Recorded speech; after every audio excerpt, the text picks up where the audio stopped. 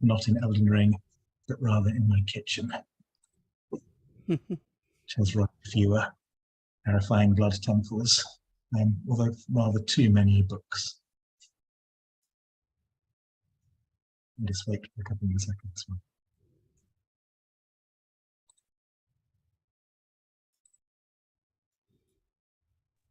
Okay, the YouTube streaming has started. Thank you, Richard. Yeah, we'll just take a couple of seconds to let people join. Should I put on some mood music while people are joining? It's not the worst idea in the world. You've got something It's a going on. service I like to offer. Here, let me pull up this. In fact, I'll put on some of my music to cool. sort of just have us going in the background. Okay, thanks, Dimitri. The chat is open now. I don't know if you can hear this. Oh, nice. Yeah.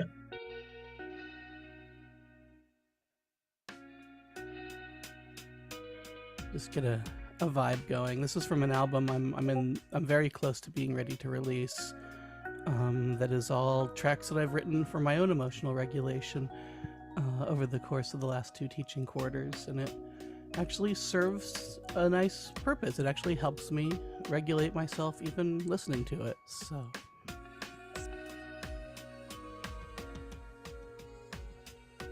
people dialing in from Edinburgh, from Spain, from Milton Keynes, from Winnipeg. So a long distance. So you will be in the morning, as Tess is. Mexico, Wales this time. Excellent. We'll just give people like till 3 minutes past or something, then we can kick off.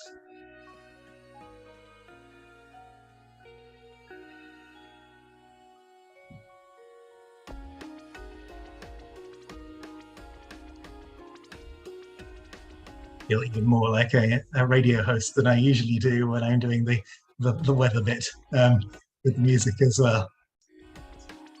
it's a full service that we provide here. Thanks, it's great. I'm really enjoying this. Okay, I think we've got the sort of attendees are leveling off at this point, so I'll introduce this event. I'm sure we have people on YouTube and people on who will join a few minutes late. It always seems to be the way that the attendees continue slowly to climb until about 15 minutes. But let's kick off. Thank you very much for coming along to this event on Restoring Trans Game Studies with Dr. Tess Tannenbaum. I am Matthew Sangster. I am co-director at the Centre for Fantasy of Fantastic, along with now Professor Dimitra Feeney. So please hype up Dimitra's promotion in the chat if you get a moment. I don't have very much to say in the beginning. I will be handing it over to Gabriel Elvery to introduce the panel. In a moment, I just thought I would mention this is the last event in the Fantasy Centre series this year, but we'll have a number of events in the series coming up, including the Tolkien, that Glasgow will be hosting the Tolkien Society seminar, co-hosting the Tolkien Society seminar on Tolkien and religion in the 21st century, for which the call for papers is currently open. I will place that into the chat, not directly to Dimitra, but to everyone right there. But if you would like to chat along during the event, the chat is open. If you would like to ask questions, though, please use the questions and answers function, which you can find in the toolbar. Place the questions there, and Kate will moderate the Q&A after the talk. But I will now disappear and hand over to Gabriel Elvery, who's completing their PhD at Glasgow on the digital fantastic, and who's going to introduce Tess and host the event. Over to you, Gabe. Hello, and thank you everyone so much for coming. I'm just going to give a really brief introduction.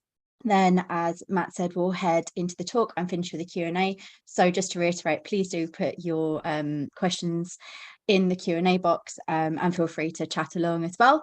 And thank you so much to the Fantasy Centre for putting on this talk this evening.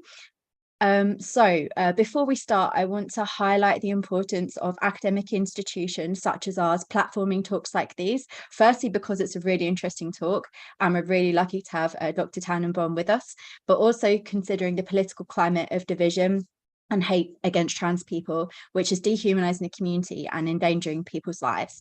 So education really shouldn't be the responsibility of trans people. So again, I want to thank Dr. Tannenbaum for both the academic and the emotional labour of speaking with us today. So to give just a brief content warning, like this talk might hit a little harder for people in our community that are dealing with transphobia. So only listen if you're able, but I assure you that the content of this talk is really sensitively and insightfully given. Now to introduce our wonderful speaker. So Dr. Tannenbaum, test to her friends, is a game designer, artist, activist, and associate professor in the Department of Informatics at UC Irvine, where she is a founding member of the Transformative Play Lab.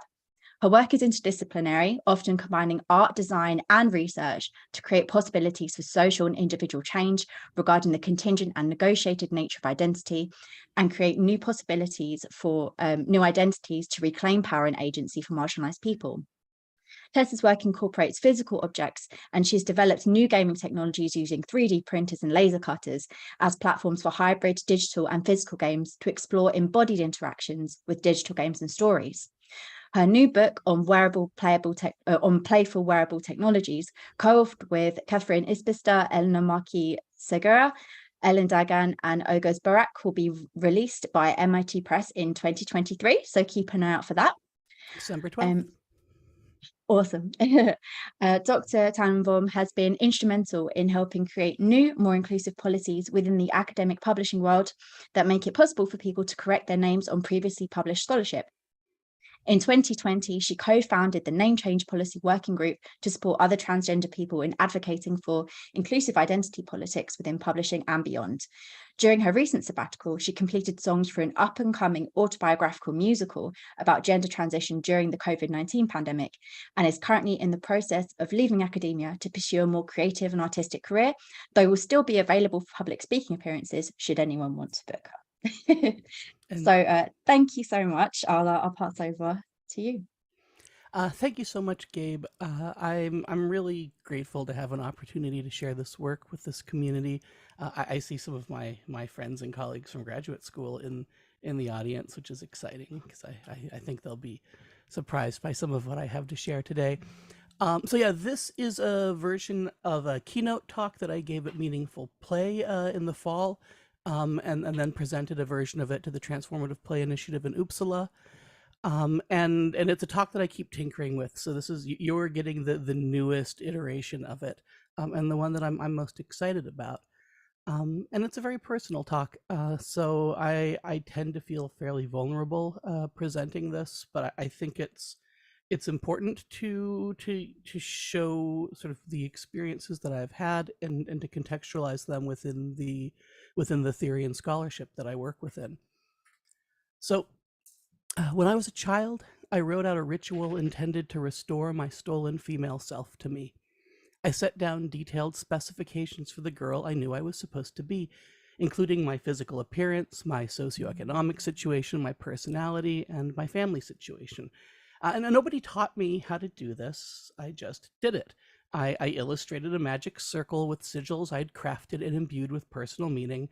I mixed potions out of shampoos and lotions and other things that I found in the cabinet under my mother's bathroom sink, and made myself gag when I attempted to drink them, which, now that I think about it, my inner mama finds this a really troubling thing. I hope my daughter doesn't do this.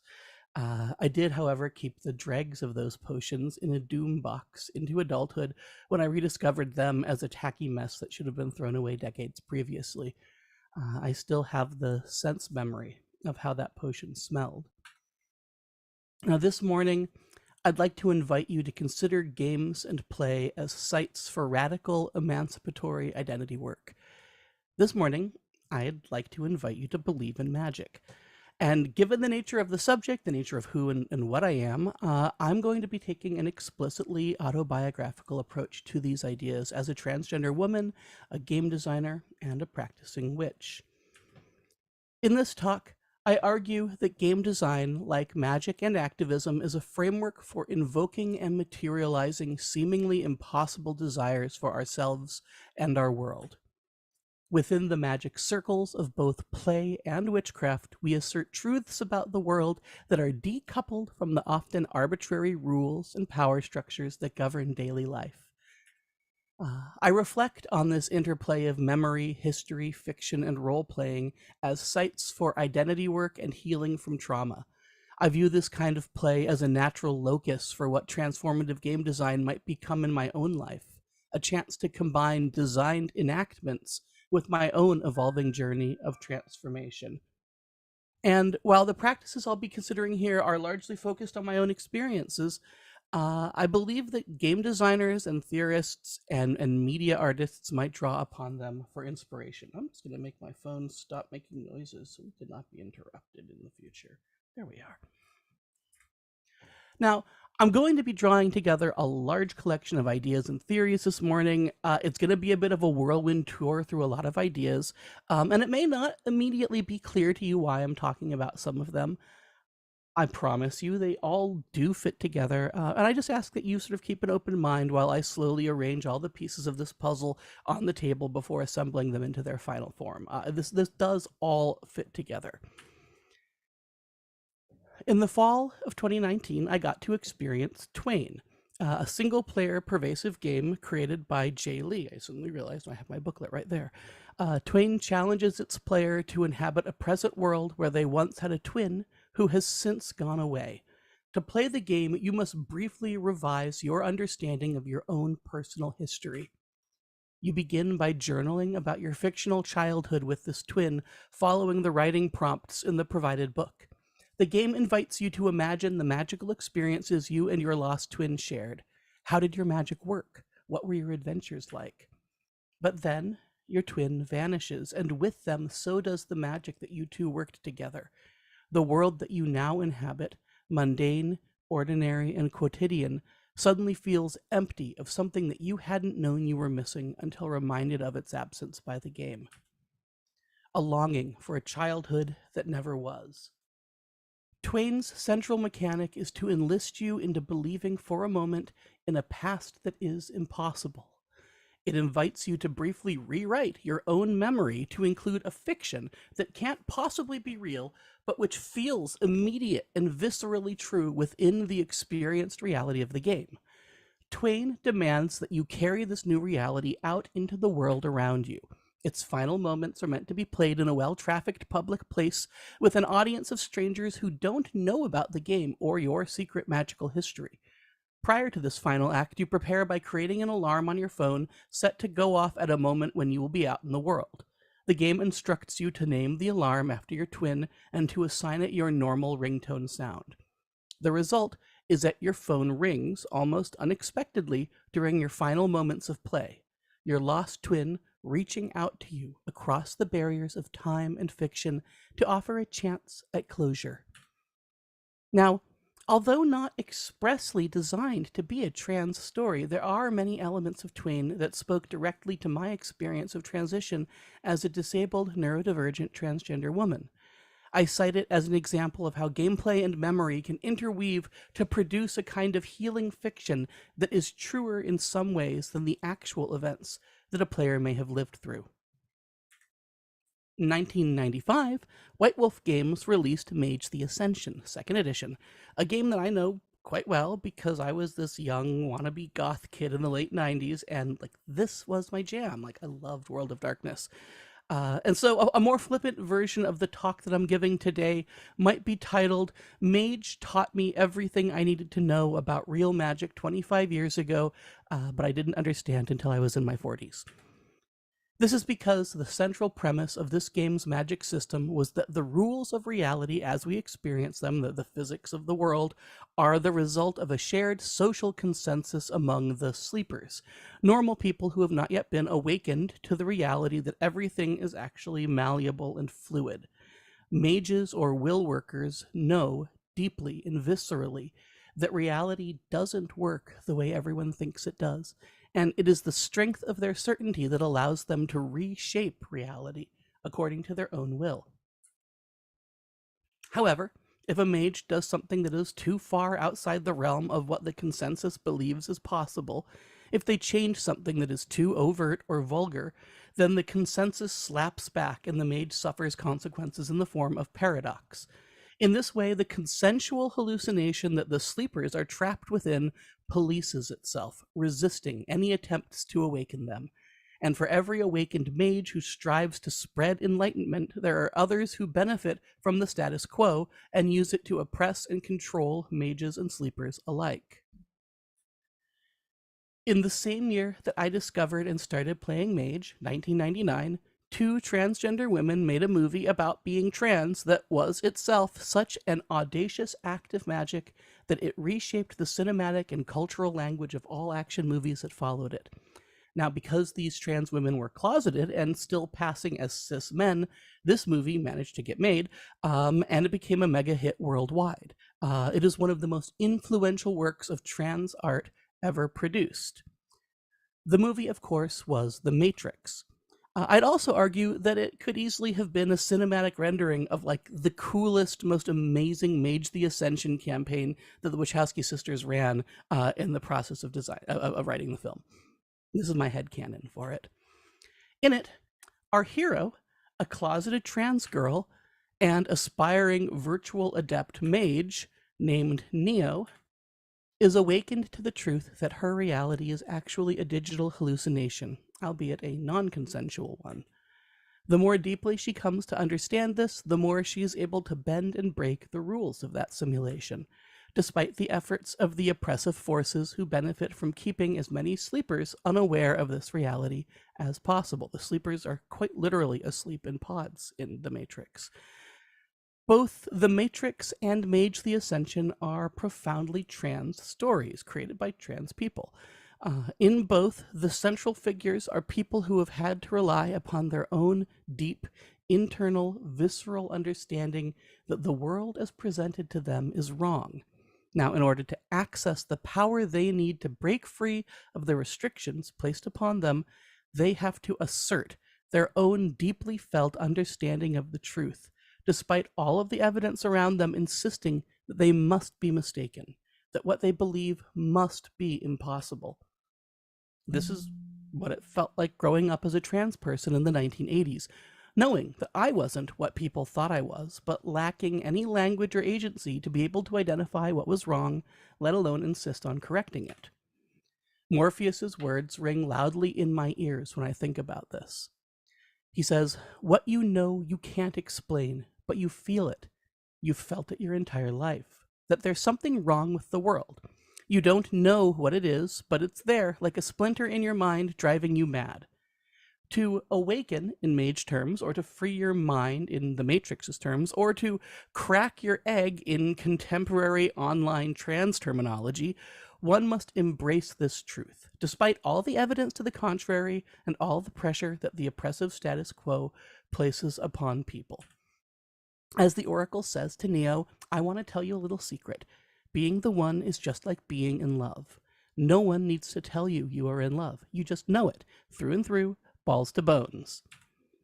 Now, there is no physiological test of transness. It's not something that a doctor or a therapist or any other agent of the status quo can tell you definitively.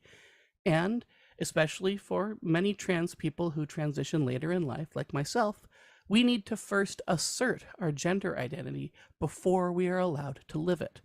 Our identities begin as feelings that we struggle to recognize or share before we are allowed to manifest them as material reality. Transition is literal magic because it is the materialization of something that seems impossible until after it has already happened. It is a story that we tell about ourselves with conviction until eventually it simply becomes our reality. And it isn't just trans people who are storying ourselves into reality. Everyone, to some extent, uses narrative as a tool for not just understanding the world, but for constituting and creating that reality. Now, in the interest of simplicity and to keep from getting bogged down in metaphysical or narratological minutiae, I'm going to take a step back now and provide some working definitions of two key terms here so that we're all on the same page. These are not the only definitions of these ideas, but they're the ones that we're going to be working with today. When I talk about narrative or story, I will be referring to one of the most commonly accepted framings as popularized by film scholars David Bordwell and Kristen Thompson, who define narrative as a sequence of events linked by cause and effect in time and space, just causally linked events. When talking about reality, at least for the purposes of this presentation, I'll be talking about both Husserl's phenomenological reality, which is this reality as lived, as sensed, as perceived, as experienced, and Searle's social reality, reality as constructed through the social interactions and unconscious agreements of groups of people. This version of reality is much less about the raw underlying physics of the world and more about the ways in which we as humans must make sense of that world and our place within it. Now, these two concepts, narrative and phenomenological and social reality, converge in a 1987 article by Jerome Bruner called Life as Narrative, in which he writes, "We have no other way of describing lived time save in the form of narrative." Bruner argues that there is actually no practical distinction between what we experience and the stories we tell about that experience. He writes, "Life in this sense is the same kind of construction of the human imagination as a narrative is. When somebody tells you his life, it is always a cognitive achievement, rather than a through the clear crystal recital of something univocally given. In the end, it is a narrative achievement. There is no such thing, psychologically, as life itself. At the very least, it is a selective achievement of memory recall. Beyond that, recounting one's life is an interpretive feat. Philosophically speaking, it is hard to imagine being a naive realist about life itself. To live within the world is to selectively attend to certain details, to attribute causal connections between events, and to interpret those details and connections in order to produce a situated meaning unique to our individual experience. Research into selective perception and attention shows that our brains cannot process all sensory input equally. If we tried, we'd be overwhelmed by sensory information to the point of being unable to function in the world. Instead, we prioritize certain inputs over others, often driven by our desires, our needs, and the context in which we're situated. Now, many of you might be familiar with videos like this one. This is an awareness test. I do want How many everybody to try to passes does follow the along team with in white this. make?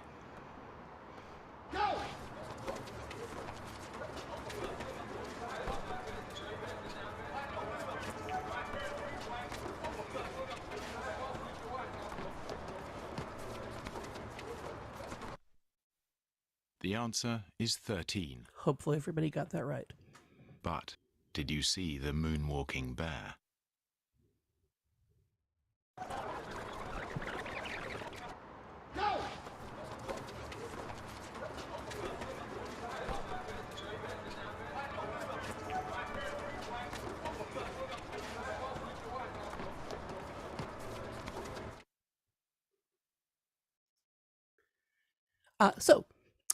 I'm not sure whether or not any of you were fooled by this, but it's a good example of the ways in which our ability to perceive and process sensory information is influenced by our expectations. This means that the experienced reality that we inhabit exists as a unique pattern within our own minds, one that is as much shaped by the stories we use to make sense of things as by any objective external input. Bruner writes, "The culturally shaped cognitive and linguistic processes that guide the self-telling of life narratives achieve the power to structure perceptual experience, to organize memory, to segment and purpose-build the very events of a life. In the end, we become the autobiographical narratives by which we tell about our lives." And given the cultural shaping to which I referred, we also become variants of the culture's canonical forms. Now, there is physiological evidence that supports this idea. Now, in 2017, Baldessano et al. Published an article entitled "Discovering Event Structure in Continuous Narrative Perception and Memory." In a study of brain activity of people experiencing and recounting stories, they write, "High-order event boundaries are coupled to increases in hippocampal activity which predict pattern reinstatement during later free recall. These areas also show evidence of anticipatory reinstatement as subjects listen to a familiar narrative. Based on these results, We propose that brain activity is naturally structured into nested events, which form the basis of long-term memory representations. And remembering the definition of narrative as a sequence of events causally connected. In other words, not only do we use narrative causality to structure how we store and later access information neurologically, but those patterns also structure how we anticipate and make sense of information. Thus, when I say that stories we tell about our experiences shape our reality, I'm being quite literal. Narrative reasoning gives us the cognitive toolset that we need to construct a shared social consensus about the reality that we live in. We lack, at the moment, the ability to see directly into each other's minds, to know the thoughts, feelings, and experiences of others. And so we rely upon spoken language, written words, nonverbal communication, and other expressive forms to bridge that gap in our understanding between each other. These same narrative reasoning strategies that we use to structure and make sense of our experiences are the tools that we use to convey those experiences to other people and to come to understand the experiences that others have. This is how we take all of that overwhelming sensory input and structure into Bordwell and Thompson's sequence of events connected by cause and effect in time and space. Narrative reasoning is fundamentally causal reasoning. What happened? How did it happen? Why did it happen? What does it mean? These are all narrative questions, and answering them isn't a neutral or objective process. It's always personal and situated. They also give rise to the question, what might happen next? Now, to speculate about the future, we inevitably use narrative reasoning once more. Narrative reasoning provides us with patterns of causality that allow us to anticipate, imagine, and evaluate potential futures by looking at the chain of causally linked events that we've constructed from our experiences. Now, there is a rich history of speculative research methods in science and philosophy. Thought experiments have played a pivotal role in how scientists communicate their insights, often providing concrete, if fictional, scenarios in which to explore possible theories, models, or concepts. Søren Hagfist describes thought experiments as cognitive simulations that we run on our mental models of the world. Their fictionality doesn't prevent them from doing important epistemological work. It is often what makes a thought experiment the best method to explore or explain certain ideas.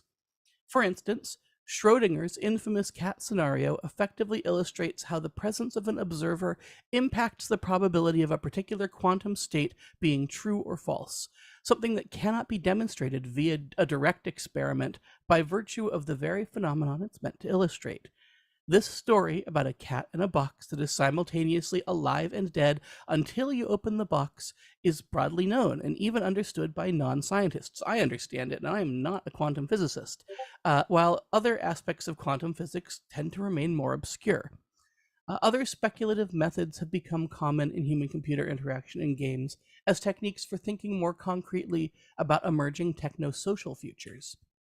One of the more popular ones is design fiction, which Bruce Sterling defined in 2012 as the deliberate use of diegetic prototypes to suspend disbelief about change. The term diegetic prototype comes from film scholar David Kirby, who coined it to account for the ways in which cinematic depictions of future technologies demonstrate to large public audiences a technology's need, viability, and benevolence. Now, a diegetic object is one that exists within the reality of the fictional world. Design fiction, then, represents technologies within a narrative world in a way that makes an argument about the role of that technology within our society. And this is a picture of me meeting Bruce Sterling at an art opening where he told me that he hated my art, so good for that. One of the most successful examples of a diegetic prototype is the gestural interface depicted in 2001's Minority Report. The film's production designer, a man named Alex McDowell, hired MIT researcher John Underkoffler to devise a gestural interaction schema for the pre-crime interface, drawing on his pre-existing work on gestural interaction. Now, Underkoffler was a design researcher suddenly given access to the full power of Hollywood special effects to visualize how these interfaces might evolve beyond the rudimentary prototypes that were in development in his lab at the time. It's like a kid in a candy store. The result was a cinematic depiction of gestural computing that millions of people around the world saw. What had once been an obscure thread of user interface research suddenly became a commonplace vision for the future of computing. A far better promotion for your research than any academic journal article. Kirby describes another real-world example of how a diegetic prototype was used to change public opinion about an emerging technology. In the early 80s, a team of medical doctors and researchers led by Robert Jarvik and Denton Cooley designed the first artificial human heart, but were unable to convince anyone to volunteer to be the first recipient of this potentially life-saving technology. At the time, public anxiety around posthumanism and cyberneticism dominated the conversation around artificial organs. Would a person with a mechanical heart still be a person, people wondered? And so, Jarvik and his team signed on as science consultants to the 1981 Jeff Goldblum film Threshold. The film showed the benevolence of this technology prior to it being used in any actual surgeries. It positioned the artificial heart within a narrative. Kirby argues that Threshold played a pivotal role in changing public opinion about this surgery, so much so that 1 year later, Jarvik's team successfully transplanted the first artificial heart into a volunteer named Barney Clark. In these examples of thought experiments and design fiction, we see scientists doing something that I'm going to describe as a kind of magic. They have something that they know that is not yet widely accepted or understood within the broader consensus of reality, and so it only exists locally for them. In order to move this truth from their local sphere into the more broadly accepted reality, they use storytelling techniques to conjure a vision of the world shaped by this truth known only to them. In doing so, they manifest that truth into the world. They essentially use narrative to make space for people to believe that something is possible that was previously unthinkable. Now, it's important to point out here that there is often a misalignment between what science is able to observe, detect, and demonstrate, and what our social reality is able to integrate into itself. Humanity has a long history of treating scientists as witches or heretics. Galileo died under house arrest, accused of heresy by the Catholic Church because he championed a heliocentric model of the solar system that contradicted the religious consensus at the time. And of course, throughout Europe, women were burned as witches because they were knowledgeable about medicine, herbalism, and healing.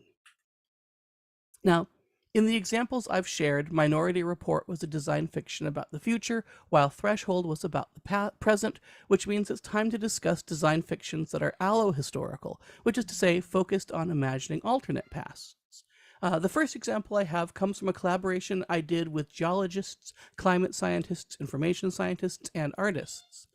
We asked the question, how would the last 40 years of history have played out if we had run out of oil in the 1970s? The resulting allohistorical scenario, dubbed Coal World, forced us to envision and unpack the effects of peak oil in a context where we couldn't imagine some as yet uninvented technology swooping in to save the day. It forced us to grapple with the material realities of a world without oil. The next example is how the steampunk subculture playfully combines emerging contemporary technologies with the aesthetics of Victorian England. Steampunk's alternate histories focused a critical lens on issues of class, industrial manufacturing, and material culture in our own present. The artifacts created by steampunk makers reflect their search for alternatives to the sterility and soullessness of mass-produced technology. Unfortunately, the steampunk subculture struggled to reconcile this with the problematic colonial, racial, and Eurocentric politics of the past, and so a lot of steampunk tends to actually have some real problems underlying it. And so as an antidote to this example, I would like to instead consider how Black Panther's vision of the technologically advanced African nation of Wakanda re-centers power in the global South in ways that challenge our contemporary culture of neoliberal colonialist white supremacy. By re-centering historically oppressed cultures within the narrative via allohistorical speculation, Black Panther succeeds at something called restorying. Restorying is a Black womanist storytelling practice described by Ebony Elizabeth Thomas and Amy Stornayulu, in which marginalized people, quote, narrate the self into existence by bending or otherwise reimagining the past. Restorying allows people to recenter their voices within the narrative of their social worlds, despite living in a world that is seeking to silence them. This act of recentering themselves in the narrative can help oppressed people reclaim agency, autonomy, and self-determination that are often denied to them. And I just want to note, I use the term womanist here and not feminist because this is the term that Thomas and Stornayolu use. Womanism is a social theory grounded in the experience of Black women that centers anti-racism within its principles. The term was initially coined by Alice Walker in 1979, so it's as old as I am. It is an intersectional approach to feminism that seeks to address the gaps present in white feminism and the historic exclusion of Black women from the broader feminist movement. However, it's a big, complex, and contested concept with a lot of different definitions, and I'm not going to dig into them here. I just wanted to highlight that. Thomas and Stornayolu give the example of fan artists race bending or gender bending characters in beloved media properties out of a desire to see people like themselves represented in the narrative. And here we have a race bent version of Katara from Avatar: The Last Airbender, which I think is a delightful combination of bendings in this context. Mia Shaw describes how this operates among high school students of color engaged in a process of designing electronic textile quilts. She writes, "Restorying can provide an opportunity for youth to not only reflect on the dominant narratives of CS, the ones that restrict who can and cannot participate, but to also use computational tools and practices to reimagine new connections to the field that are reflective of their intersecting social and cultural identities. Restorying provides a potential analytical framework for understanding youth of color's identification with CS through the development of counter-narratives. Further, restorying provides a possible praxis for transformative action as youth reimagine alternate futures." Restorying, in other words, allows oppressed people to recenter their voices within the narrative of their social worlds, despite living in a world that is seeking to silence them. This act of recentering themselves in the narrative can help people reclaim agency and autonomy that are denied to them. It uses the power of narrative to open possibility spaces for identities and futures that might have seemed impossible previously. Oh, look, there's text there. Surprise. We're going to return to Jerome Bruner for a moment, where we find support for the idea that restorying has the potential to shape not just the present tense narrative of self that students experience, but also to inform how future stories might play out. He says, "I believe that the ways of telling and the ways of conceptualizing that go with them become so habitual that they finally become recipes for structuring experience itself, for laying down roots into memory, for not only guiding the life narrative up to the present, but directing it into the future. I have argued that a life as led is inseparable from a life as told. Or, more bluntly, a life is not how it was, but how it is interpreted and reinterpreted, told and retold." And there is, as we've seen before, neurological evidence that this is absolutely true. Now, it's here that I'd like to take a moment to bullet point the big takeaways from Bruner, because they are fundamental to understanding the points I will be making for the rest of this talk, and because his quotes can be kind of dense. First of all, our experiences are not objective. Narrative and story structure inform how we structure our memories and our perceptions. Consequentially, narrative logic informs the possible futures that our lives can take. The stories we tell about our lives create certain possible futures while foreclosing upon others. Narrative is reality. Now, games are uniquely capable of facilitating this kind of transformational narrative identity work. For example, transgender game designer Avery Alder creates games that insist that you believe in impossible things. She argues that when the world is arranged to tell a story that robs you of any power, it is up to you to instead choose to tell yourself stories that restore that power. Much like Twain, Alder's games invite their players to inhabit alternate selves as they move through their daily lives. She writes, "The world we live in likes to tell us that some of us are not powerful or worthy. It leaps to tell us this. Speaking as a queer person, a trans person, and a depressed person, it is easy to buy into the paradigm that you are not powerful or worthy. When you see others succeeding by metrics that you fail at, when you see others exercising forms of power that you don't have access to, it's easy to conclude that your own self-actualization is beyond reach, that it is impossible. But if we're already internalizing impossibility, if we're already letting impossibility define us, then why not choose the impossibilities where we are strong beyond measure, where our wounds heal overnight, where we can change forms as needed? The works in Variations on Your Body, which is Alder's collection of single-player pervasive games, were created while she was exploring the possibility that she might be transgender. It is the eggiest thing I've ever read. In the same way that The Matrix takes on deeper meaning when read through the lens of the Wachowski sisters' transness, Alder's work must be read through the lens of her transness. In her game Teen Witch, for example, Alder asserts that in order to play this game, you must be a teenage girl who is a witch. If you are not these things already, you must become them before playing. She offers advice on how to become a teenage girl, inviting players to start with a fiction and explore it until it becomes real. Again, like yes, you are trans, Avery. There were no signs. She writes, "There is an important truth about the world that must be understood and trusted if this game is to work. That something is a fiction doesn't make it any less real. Teen Witch isn't just a game about doing magic. It's a game that makes doing the actual magic of transness playful and possible. I see my own journey of questioning and discovery in Alder's words. I recognize the phenomenology of exploring my past through the lens of What If in Lee's Twain.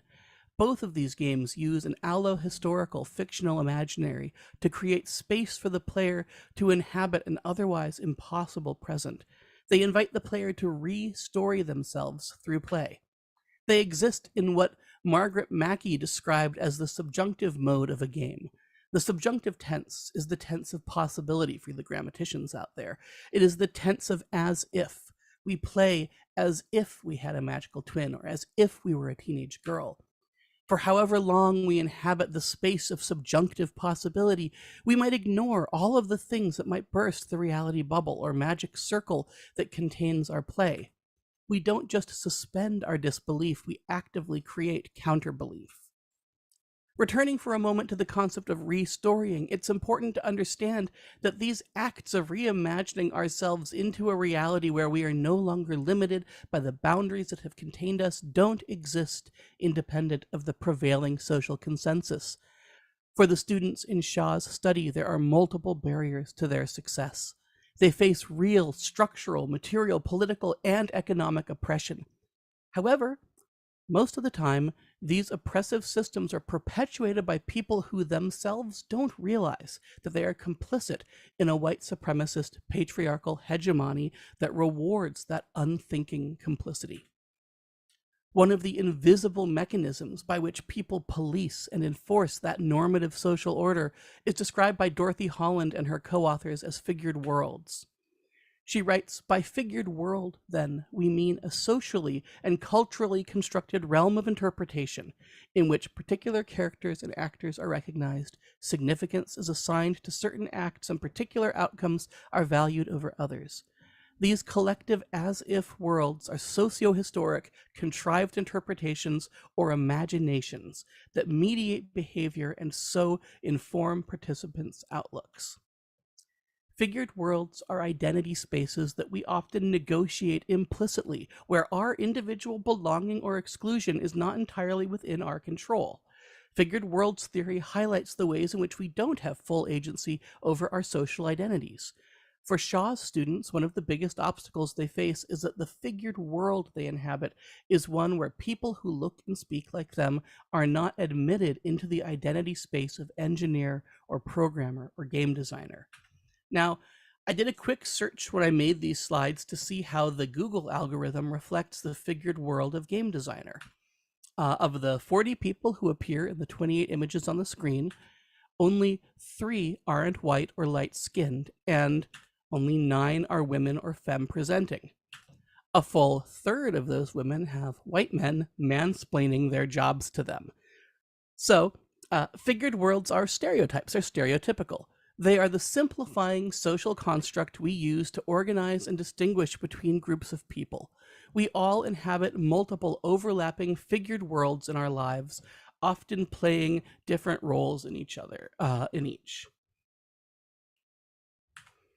The figured worlds that we inhabit are a kind of unconscious collective imaginary, a shared social consensus that assigns values, possibilities, and expectations to people and punishes anyone who dares to transgress against those preordained limitations. For people who fall outside of the normative social order, who violate the assumptions of what is normal, the expectations associated with normalcy can be oppressive, limiting, or even deadly. Restorying offers us a strategy for reclaiming some of that lost agency by replacing an oppressive or limiting imaginary with an emancipatory and empowering one. In response, the normative social order often seeks to use narrative as a means of maintaining the status quo. This is a truth best articulated in the works of Black feminists like Audre Lorde, who writes, "Black and third world people are expected to educate white people as to our humanity. Women are expected to educate men. Lesbians and gay men are expected to educate the heterosexual world. The oppressors maintain their position and evade their responsibility for their own actions. There is a constant drain of energy which might be better used in redefining ourselves and devising realistic scenarios for altering the present and constructing the future. By forcing those of us on the margins to expend our energy just appeasing their expectations, privileged normies prevent us from telling more empowering stories that would actually undermine the power of the normative status quo. Now, one of the few places where we can live out stories that liberate us from oppression is in games and play, in particular forms of play that exist outside of the commercial mainstream. Nowhere is this more evident than within the live-action role-playing or LARP community in general, and the loose collection of avant-garde LARPs that fall under the heading of Nordic LARP. Perhaps the most explicit example of this comes from LARP designer and scholar Janaya Kemper, who coined the term emancipatory bleed to describe how LARP can be used to help players who live with a double consciousness or a fractured identity due to other marginalizations. Experiencing emancipatory bleed in LARP can help mitigate some of the negative effects of complex marginalization. Bleed is a concept from Nordic LARP in which the emotions of the player are influenced by and/or influence the emotions of the character they are performing. And so, emancipatory bleed might be best described or defined as role-playing a character that overcomes trauma and marginalization and experiencing a sense of overcoming your own trauma and marginalization in the process. In an essay entitled "We Deserve Legends," Kemper explains why this is so important, not just to her as an individual, but as a way to resist oppressive systems. And God, she's so badass. I love this outfit. I'm envious. She writes, "I am my own mythos. I really am my own mythos. I play to achieve liberation from a society that tells me not to dream. We need to see ourselves. We need to see pictures of us in the foreground, not the background. Just as important is that others need to see us. We need to see women of color as heroes. We need to see folks who are gender fluid. We need to see folks who are trans. We need to see the world as it is, not what we have been told." The notion of emancipatory bleed plays with ways in which games can simultaneously exist within a magic circle while also having very real consequences for their players. Now, the notion of the magic circle of games was first coined by one of the earliest theorists of play, Johann Huizinga, in his 1938 book Homo Ludens. Huizinga's initial concept was written to describe how games suspended the logics of the normal in order to function. He writes that just as there is no formal difference between play and ritual, so the consecrated spot cannot be formally distinguished from the playground. Successful games do not remain apart from our social order. Instead, our consensus stretches around them, absorbs them, and normalizes them, while still holding them apart from the rules of everyday life. And, like a cell in an organism, the membrane separating games from the rest of life is permeable. Meanings can pass back and forth across it, informing both realities. To call back to a term from Nordic LARP, things can bleed across the gap between game logic and mundane logic. It is this transfer of meaning across the boundary of the magic circle that gives games so much potential as a site for real witchcraft, real magic, and real change-making. In many ways, I don't actually distinguish between magic and game design. Both practices use systems of symbols, attribution of arbitrary meaning, and ritualized structures of behavior to carve out moments in time and space that take on significance beyond the ordinary. The rules of games and of magic are freeing. They are emancipatory because they empower us to break free from the oppression of ordinary, normal life. And I love that I can appropriate a page from a chick tract and actually just take it literally in this case. It is delightful. Now, when I was first faced with the possibility that I might be trans enough to transition, something that I had been contemplating since I was a teenager, but which always was clearly impossible, I found myself thinking subjunctively.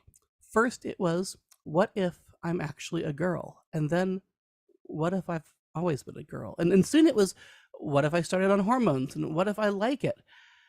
The more time I spent allowing myself to experience how it felt to entertain that possibility, to set aside all the reasons why it was impossible, the better I felt when I thought about myself.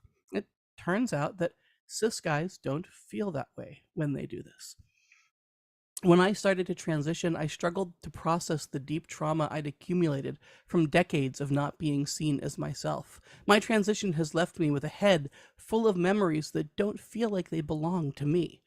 But even worse, large portions of my childhood are just blank spots.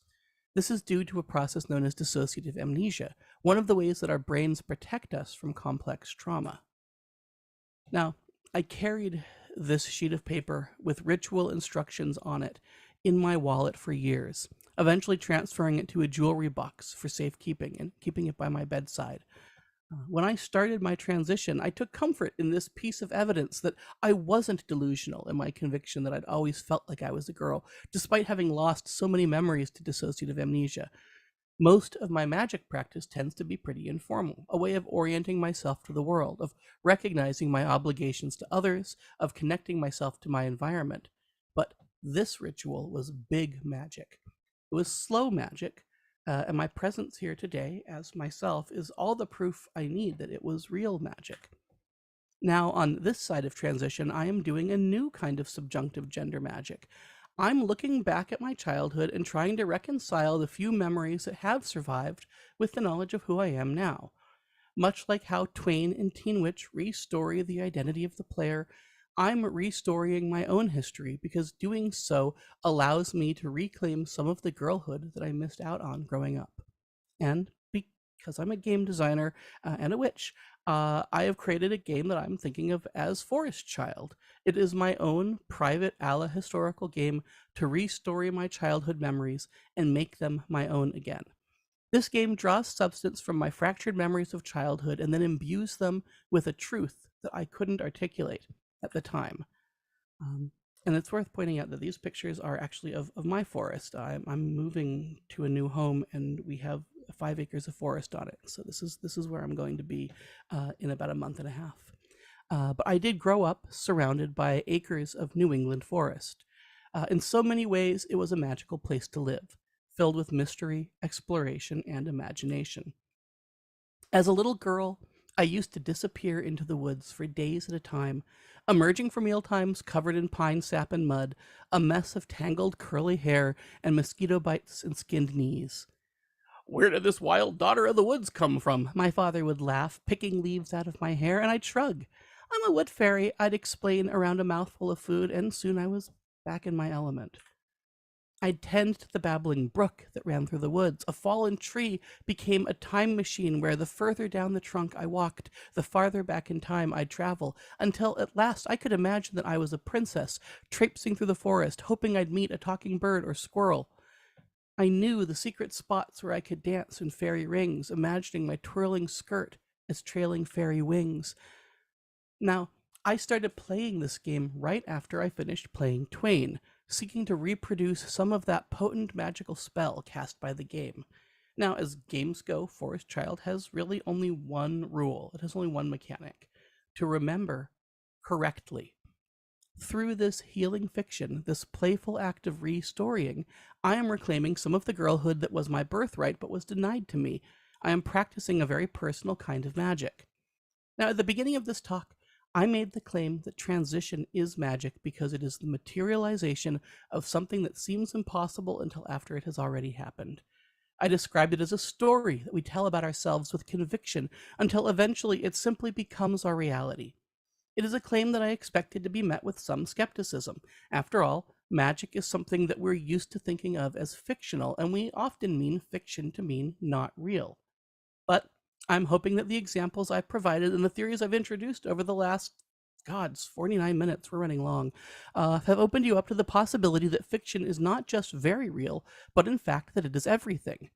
We lead lives stitched together with stories. We inhabit a world of overlapping, competing fictions. We rely upon narrative to not just structure our communications, but to shape our memories, our identities, and our futures. This is a profoundly human kind of magic, and it is invisible to most people.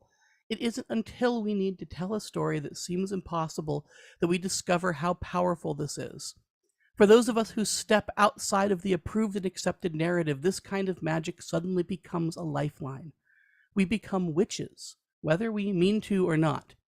Now, becoming a witch is much less about dancing sky-clad beneath the full moon, collecting candles, crystals, and herbs, and casting spells than it is about stepping outside of the normative social order.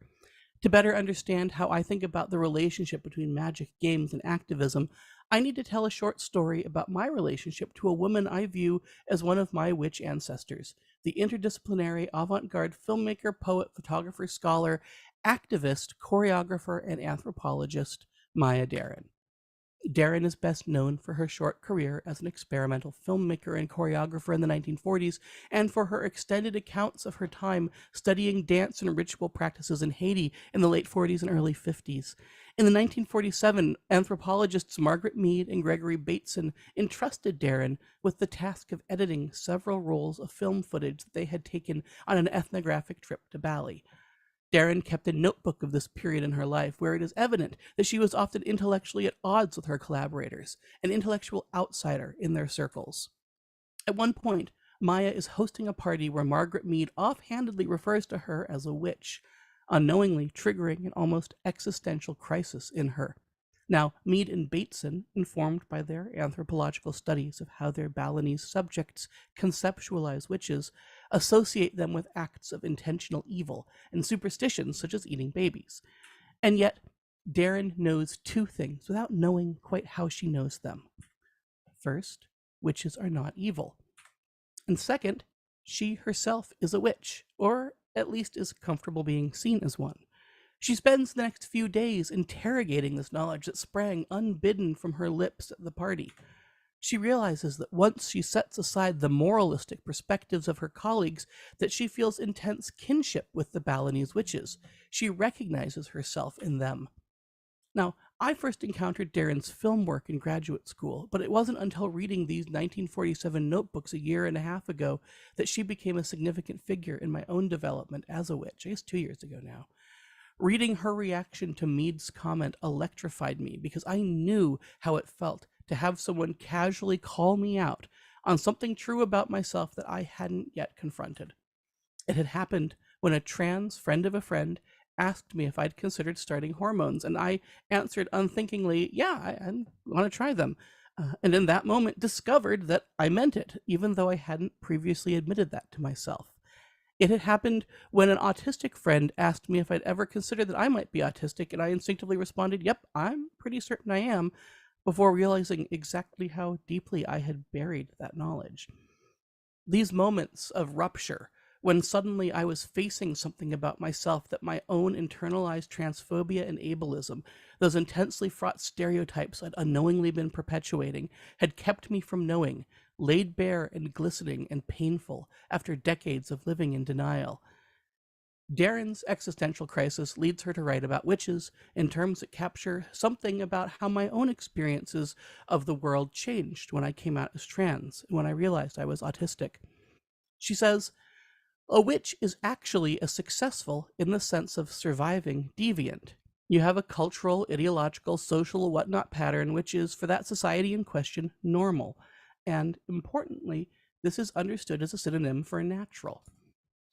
Most people survive because they conform to those patterns. They behave normally. Then suddenly you have someone not behaving normally, and usually they cannot survive since, having rejected the system and its support, they go under, so to speak, and are referred to as subnormal, maladjusted, and other such terms that have a negative relation to the standard norm. But then suddenly you get a deviant which survives, and since it does not draw its support from the normal pattern, and since the normal people only consider themselves as natural, the deviant is understood as drawing its support from unknown, supernatural sources. But it goes further than that, for the survival of the witch, independent of the accepted pattern, means that she is simultaneously a manifestation of a non-normal order, which is apparently integrated and strong enough to sustain life. And it is characteristic of the normal that he cannot conceive of the simultaneous existence of dualities, that his way is the only possible way, and consequently, the sheer existence of another order capable of sustaining life is a threat and a source potentially of destruction. They are afraid, for they think, if we cannot survive without our order, how can she survive in solitude? Hers must be indeed a very powerful order to exist so independently without all of the intercooperation and individual compromise which we have to go through to survive. And if it is so powerful that it could destroy us, we must try to destroy it first. The backlash against witches she describes perfectly mirrors the ways that I experience the inescapable transphobia, homophobia, and ableism that still permeate our society. And I realize I'm running a little over time, but I'm hoping people can stick with me for this. More than that, it parallels two of the examples I opened this talk with. The same conflict between witches and the normative social order that Darren describes can be seen with Mage the Ascension and the conflict between the awakened mages and the consensus of the sleeping majority. It is evident in the conflict between Neo and the agents of the system in the Matrix. This sense of feeling yourself at odds with normative social systems is at the core of how I experience my own neurodivergence, my queerness, my transness. As a witch, I may not have set out to become an activist, but activism became necessary just to survive. Something as simple as being called by the name and pronouns I use in my daily life required that I invest years of effort and energy into advocating for inclusive name change policies in academic publishing. In a period of less than 3 years, I built a coven of fellow witches to cast this particular spell over the publishing world, and we collectively transformed policies at every major publisher on the planet. Our magical tools were not candles or potions, they were stories, stories we told honestly, loudly, and unflinchingly. Collaborating with my siblings at the Name Change Policy Working Group, I've seen my stories transform the prevailing consensus of an entire industry to help not just transgender people, but all people who change their names, whether it be due to marriage or divorce, religious conversion, or even just for fun. You should be able to be who you want to be. In her introduction to the excellent book Missing Witches, Amanda Yates Garcia emphasizes the fundamentally political nature of being a witch in terms that echo the language I've been invoking in this talk. I just want to highlight something here that is obvious to me and hopefully will become obvious to you. Whenever I say the word witch in this talk, you can pretty much substitute the words trans woman and it still makes sense, especially here. She writes, "Many of us have been told that witches don't exist, even though we knew in our hearts that we were one. It's a special kind of erasure to be told that the thing you know you are does not exist. But witches are real. We exist. Witch work is anti-racist work, and anti-racist work is anti-capitalist work. And in a way, the inquisitors of old Europe were right. Witches want to bring this whole monstrous system down. We won't stop until we do. She writes, missing witches helps us to understand that magic is real, that it is something we can touch and feel, it is something we can create. Magic, the ability to transform reality according to our will, is available to us right now. We are not at the mercy of hostile forces. Today, in order to thrive, we need to remember that we have power. Then we have to use it. It wasn't until I transitioned that I felt comfortable claiming my own identity as a witch. I am a transgender woman, and I am a witch. Two impossible and impossibly dangerous things. Transgender women are so dangerous, in fact, that the people who fear and hate us seek to deny our very existence. We are so dangerous that eradicating us has become one of the central talking points for the conservative movements in both the US and the UK. As I speak, state legislatures around the USA are debating the basic humanity of transgender people, as lawmakers aggressively seek to separate trans children from their loving parents, prevent trans kids from participating in sports, prevent schools from acknowledging the existence of trans and queer people, deny trans children and adults access to life-saving gender-affirming medicine, forcibly detransition people who have been thriving in their affirmed genders, and even deny us the right to exist in public spaces as ourselves. It's hard to articulate precisely how surreal it is to have so many people so invested in the idea that I am not real. To be living within a phenomenological reality where it is completely unambiguous that my transition and my affirmed gender have made my life better, and see lawmakers arguing otherwise. To know that the reality I experience is not just being debated, but violently denied, erased, and declared to be illegal, illegitimate, and immoral. To be transformed from a living human into a disposable vehicle for someone else's political agenda. Now, I want to be crystal clear about what is happening to transgender people in the United States right now. An entire political party is committing genocide against us. This is the UN Convention on the Prevention and Punishment of the Crime of Genocide.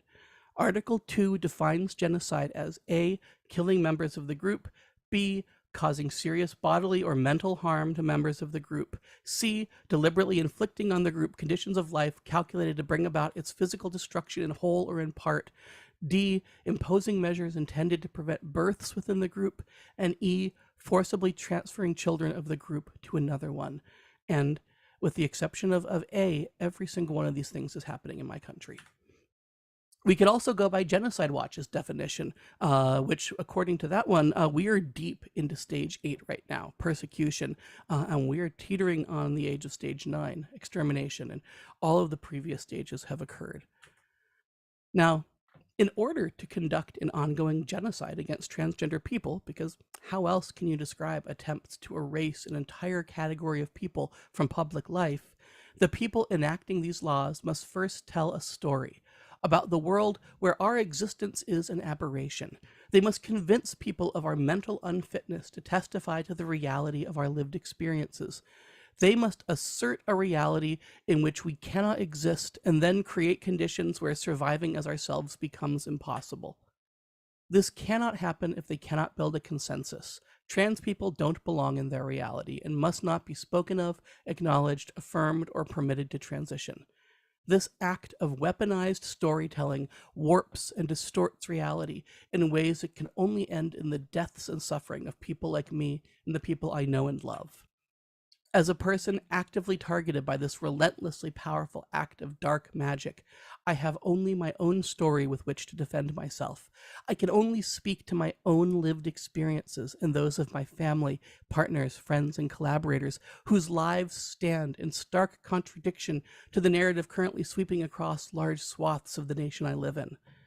How is it that I, a middle-aged scholar, a writer, a mother, a musician, and artist, find myself engaged in a magical war of competing narratives where my right to exist is at stake, where losing that war means having my identity, my body, my name, my sense of self stripped away from me until there is no me left? If you take one thing from the story I've told here, let it be a willingness to consider that the things that you believe are impossible to change can indeed be changed. No matter how overwhelming the forces of the normative social order might seem, remember that all of that power is built upon stories too. And the stories they're telling don't stand up to scrutiny because they require that we deny our own lived experiences, not just of oppression, but also of joy, affirmation, beauty, and magic. I am a living story, and that is powerful magic. And as Maya Deren so succinctly recognized, my experience as a successful deviant is a threat to the status quo that can only survive if people accept the limits that it imposes upon them. If you take one thing from this talk, please consider that the things you believe are impossible to change can indeed be changed.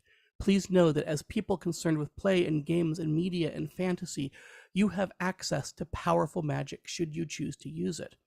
And so, to close, I'd like to share how my experience playing Twain ended. Now, I played Twain during the first few months of my gender transition. It was devastating.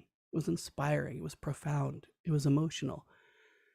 The game allowed me to confront the many ways in which I had run away from my gender identity in my past. It gave me a framework to begin to redeem a childhood that was already growing fraught with half-remembered trauma and of dysphoria and dissociation. My final moments of playing Twain happened on a public lookout in my suburban Irvine neighborhood as the sun was setting. I stood facing the west as autumn winds whipped around me, and I begged for my lost sister to call me. I paced, I cried. When my phone rang, I answered in a broken voice and promised her I would not forget my own magic this time, that gift that I'd thrown away as a child, the gift that my first puberty had stolen from me. I promised her that this time I would not let anyone else tell me who I was supposed to be. So thank you. I apologize for running over time. I do believe we have a fair amount of time for questions. This is my old affiliation, but I am leaving academia. And so, yeah, that is how you can look for me in the future. I'm happy to chat with you about any or all of these ideas or about anything else that may have come up for you during this.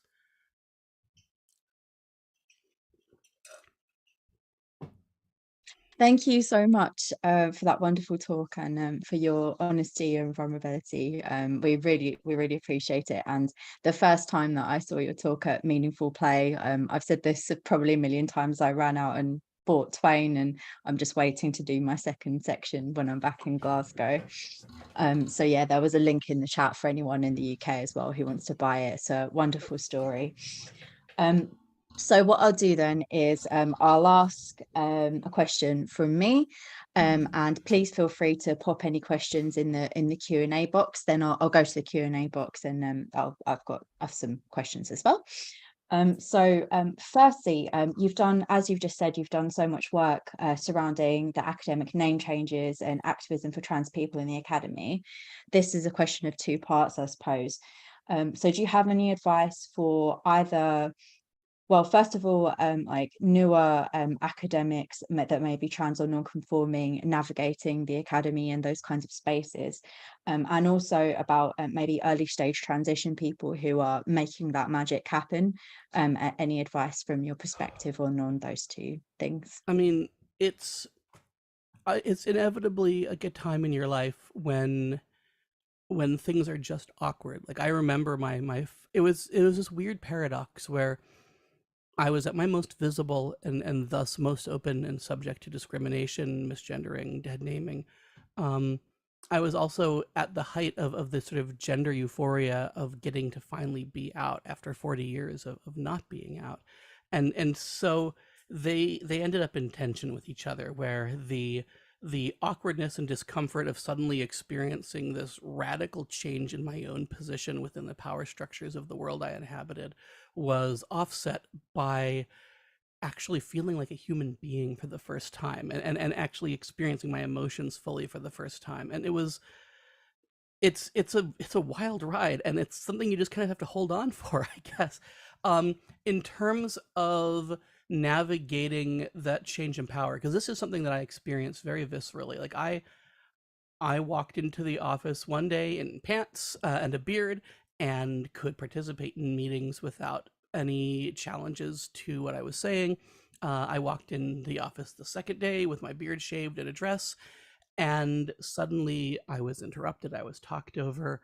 I experienced within the first week of transition presenting an idea in a meeting about name changes, having it ignored, and then having an older white man present that same idea and having it taken up and celebrated. And so, like, I had thought there would be this gradual sort of drop off of the sort of unwanted male privilege that had been attached to me, that I would sort of gradually be accepted as a woman, but instead it was this instantaneous loss of privilege.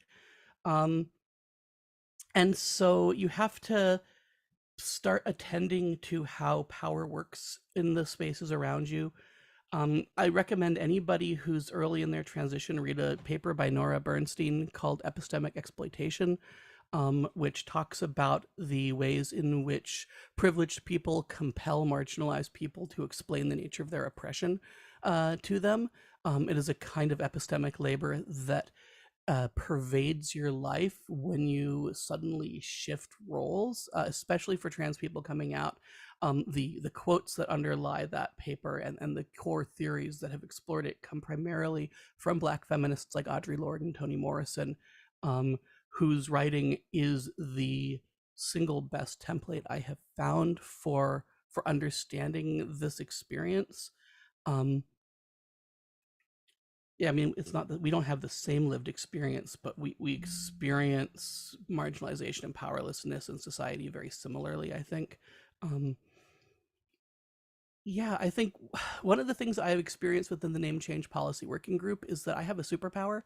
And my superpower is getting old white men to do what I want them to do by and making them think that it was their idea in the process, because they already want it to be their idea. They're already going to steal my ideas. And so the trick is to sort of force them to confront their own irrationality and then provide them with a rational idea that they can take on and think is theirs. Because there is this thing that privileged people, especially privileged men, do, where they believe that they are the only rational thinkers. They believe everybody else is irrational and emotional, and women are, we're always accused of being overly emotional, overly reactive and hysterical. They believe in their own rationality to the point where they're actually incapable of recognizing their irrationality and the ways in which they themselves are driven by impulse, emotion, bias.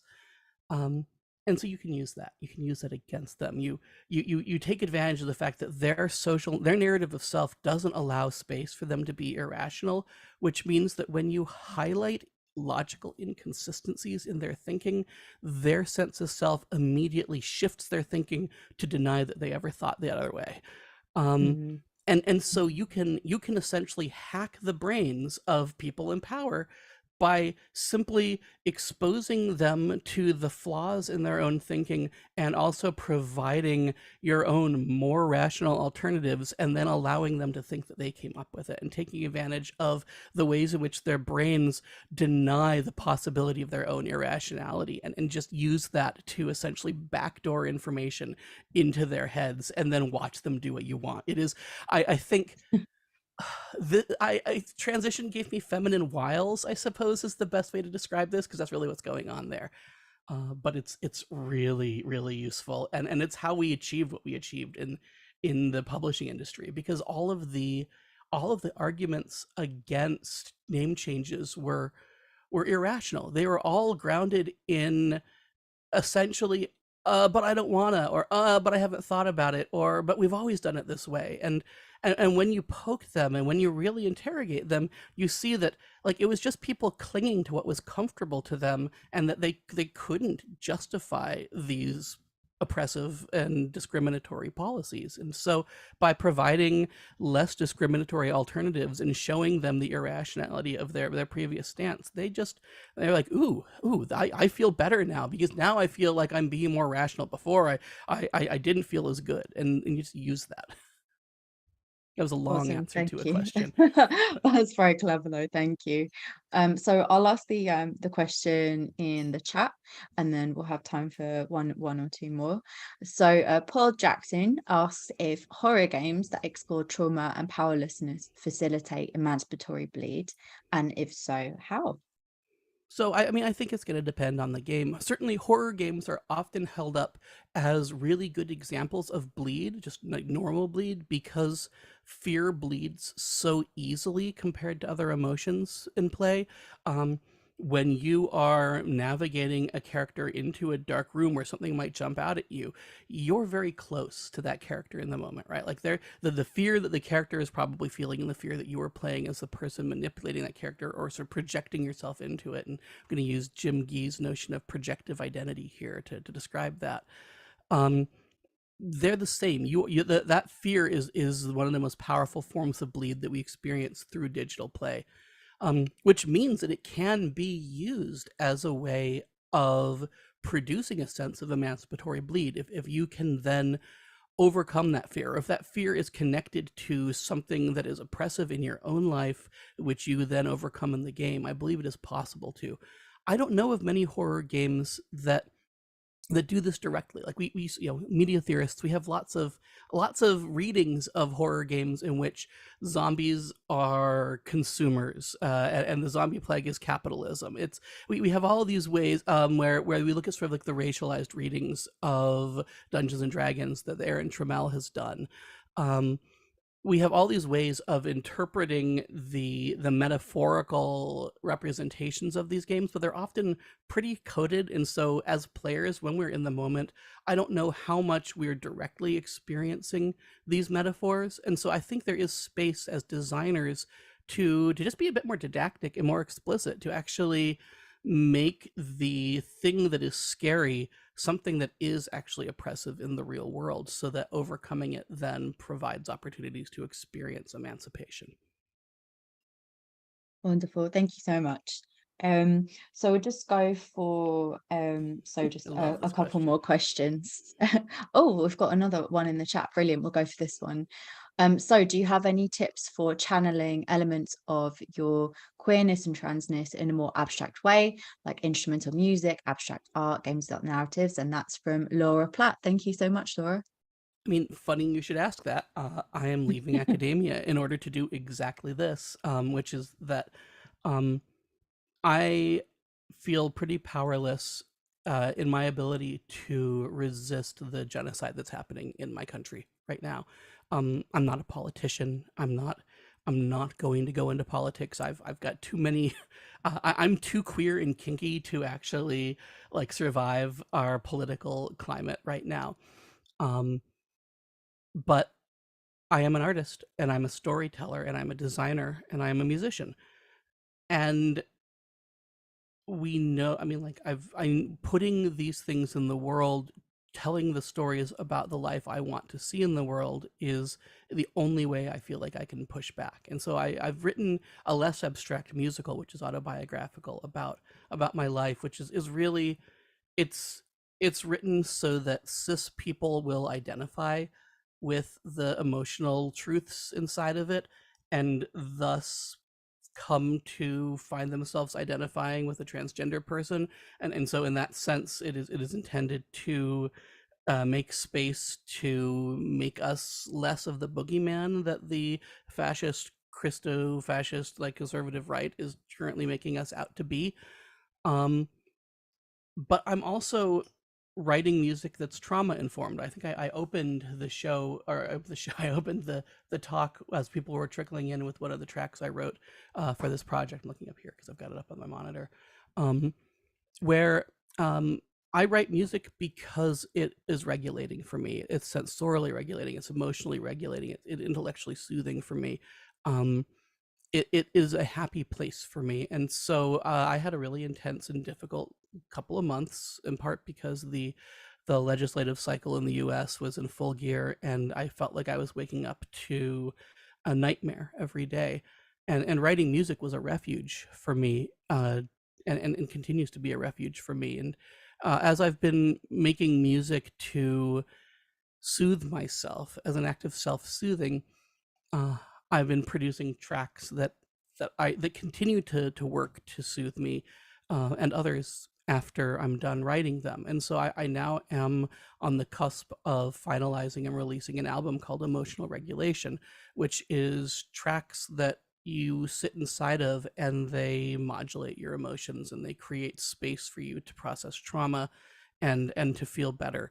And my plan for this album is to actually release two versions of it, a traditional album version and a version with loopable tracks that you can just have going continuously, because each track is its own particular mental and emotional and cognitive space. And at least my neurodivergent brain, like like gets unhappy when it goes away. Like it sinks into the groove of what that music is doing, and it just wants to stay there and like live there and be soothed. And then when it stops, it's like, no, come back.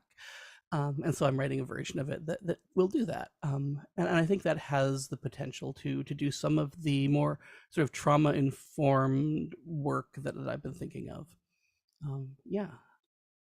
Wonderful. That's super exciting, and I hope that we'll be able to listen to that as well. I'm gonna I can selfishly play some ask. tracks. People stick around for Nice. after the talk. I can give you a concert. Oh, cool. That's all. So I yeah, selfishly want to ask one more question. That's all right.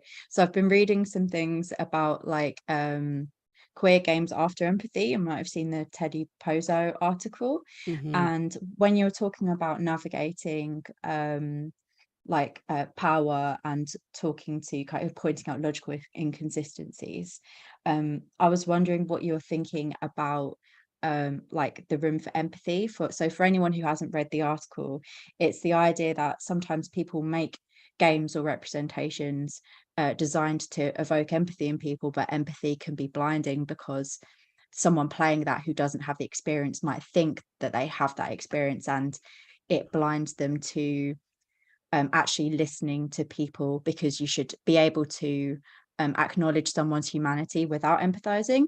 So I just wondered what kind of your stance is on kind of the empathy problem, if there is room for empathy, if it's an old concept or.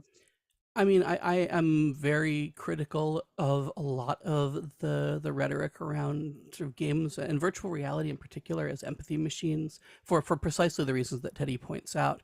And also because, especially when there are people who are experiencing a system that's meant to evoke empathy for someone who's oppressed, and they lack the experiences of oppression, if the system isn't designed really thoughtfully, then they will substitute their own stereotypes of the group that they're meant to identify with, and they won't actually get an honest experience. They'll simply reproduce their own biases. And yeah, Cheryl in the chat has said the trauma porn is not helpful.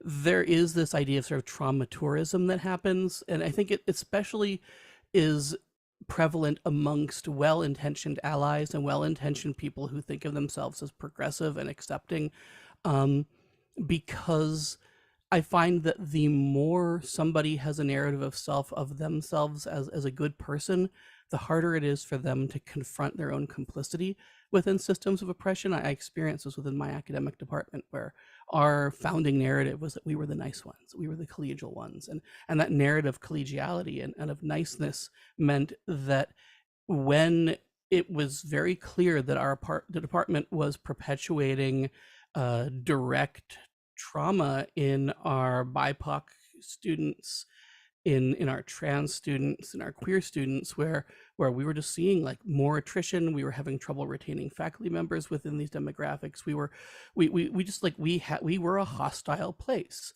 And yet everybody in the department had this idea that like, no, we're the nice ones. We couldn't possibly be hostile. We couldn't possibly be doing anything wrong. And it's so much harder to overcome that when you're trying to actually produce change to underlying systems of oppression.